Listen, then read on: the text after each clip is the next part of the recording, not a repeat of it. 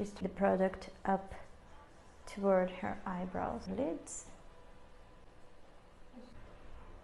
bringing it down a little.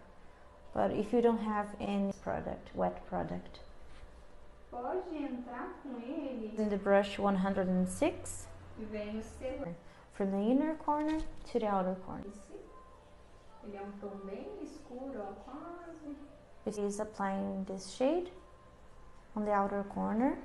Com aquele pincel corretivo marronzão mesmo. Olha que bonita a cor que fica. Now she's going to use this glitter from Take 2. O nome dele é Cocoa. Or the glue can dry really quick, so you can lose a lot of product.